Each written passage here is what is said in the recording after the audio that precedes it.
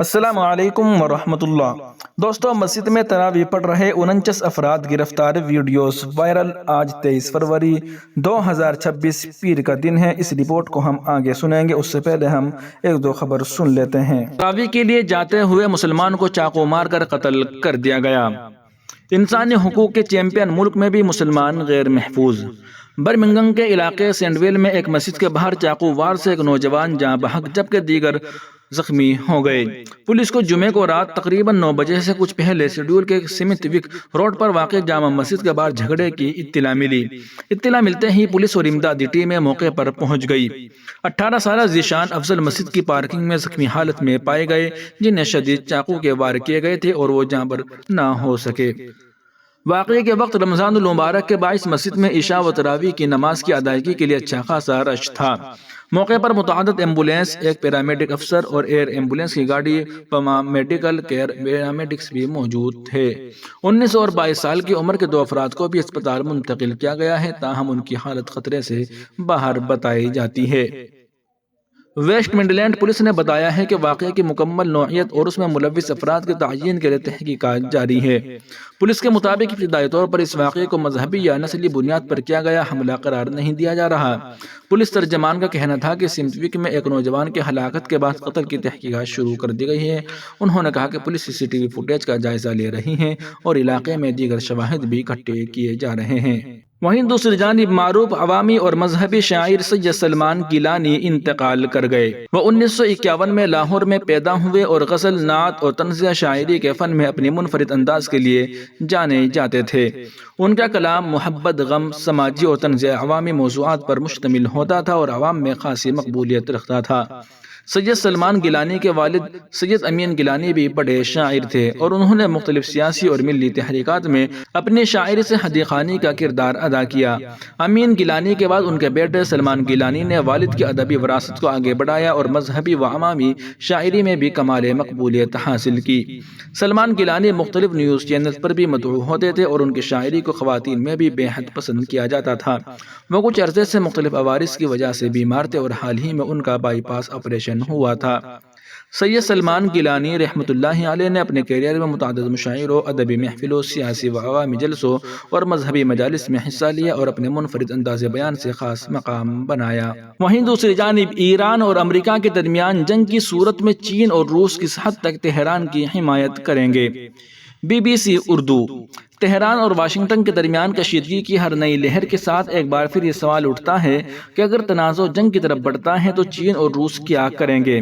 کیا ایران واقعی ان دونوں طاقتوں کی حمایت پر بھروسہ کر سکتا ہے یا یہ تعلقات زیادہ تر وقتی اور حکمت عمل پر مبنی ہے، نہ کوئی پکا اتحاد؟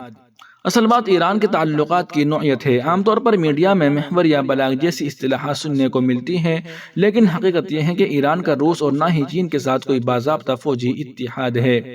بین الاقوامی تعلقات میں اتحاد کا مطلب یہ ہوتا ہے کہ اگر ایک ملک پر حملہ ہو تو دوسرا لازمی اس کے دفاع کے لیے کھڑا ہو۔ ایسا کوئی وعدہ ایران اور ان دونوں ممالک کے درمیان موجود نہیں۔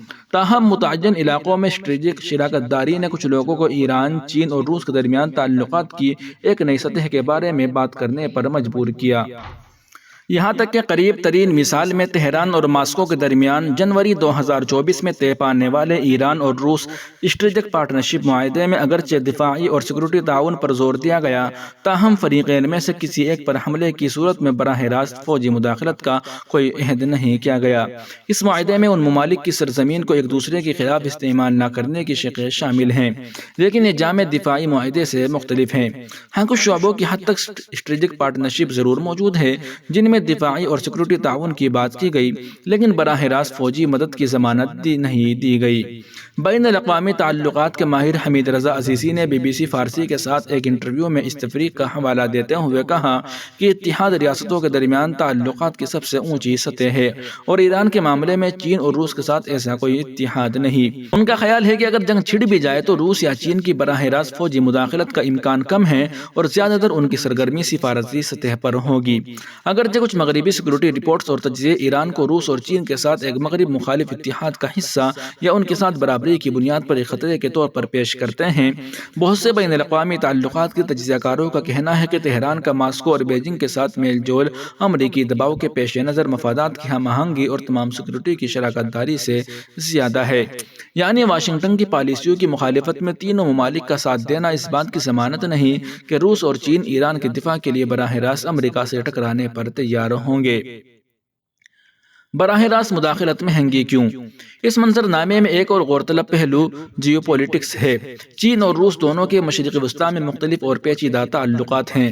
بیجنگ سعودی عرب، متحدہ عرب امارات اور حتیٰ کہ اسرائیل کا بڑا اقتصادی شریک ہے، جبکہ ماسکو ایک طرف تہران کے ساتھ ہے تو دوسری طرف تل ابیب اور کچھ عرب ممالک کے ساتھ بھی رابطے رکھتا ہے۔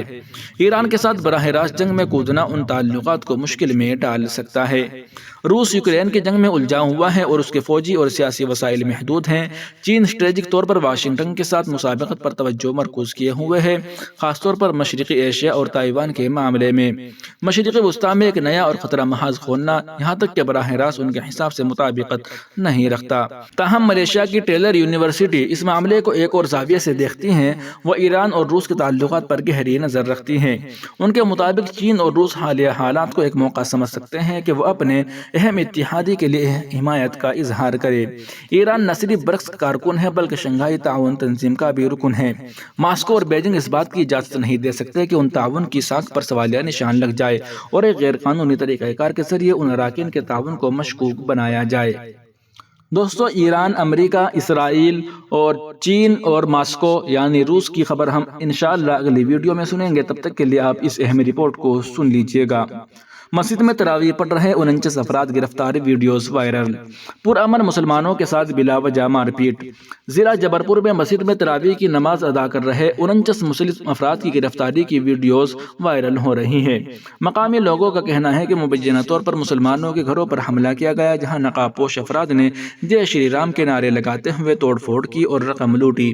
تشدد کے دوران نکیل ہتھیاروں اور آتش گیر مواد کا استعمال بھی کیا گیا۔ ایک فریق کے دعوے کے مطابق جھڑپ عبادت گاہوں میں لاؤڈ اسپیکر کے مبینہ استعمال کے معاملے پر پیدا ہونے والے تنازع سے جڑی ہوئی ہے۔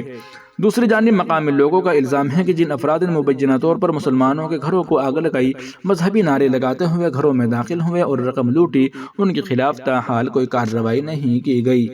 ضلع جبل پور کے علاقے سے روہیں کی رپورٹ، جہاں اقلیتی برادری ہے۔ مقامی ذرائع کے مطابق مبینہ طور پر حملہ مسلمانوں کو نشانہ بنا کر کیا گیا، جس کے دوران ان کے گھروں کو لوٹا گیا، توڑ پھوڑ کی گئی اور آگ لگا دی گئی۔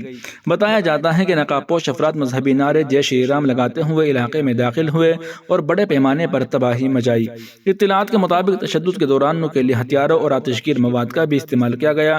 مسلم خاندانوں کو ہونے والے بھاری جانی و مالی نقصان کے باوجود رپورٹس میں کہا گیا ہے کہ پولیس کارروائی کے نتیجے میں بدامنی سے متعلق الزامات کے تحت 49 مسلم افراد کو گرفتار کیا گیا۔ اس صورتحال نے مقامی لوگوں میں تشدد کی نوعیت اور بعد ازاں قانون نافذ کرنے والے اداروں کی کردار پر سنگین خدشات اور سوالات پیدا کر دیے ہیں۔ عزیز سامعین، ان اہم رپورٹوں کو آپ سنور دیکھ رہے تھے محسن اسلام یوٹیوب چینل پر۔ تمام تازہ ترین اپڈیٹ حاصل کرنے کے لیے بھی ویڈیو کے نیچے سبسکرائب والے آپشن پر کلک کر کے اس چینل کو سبسکرائب ضرور کر لیجئے گا۔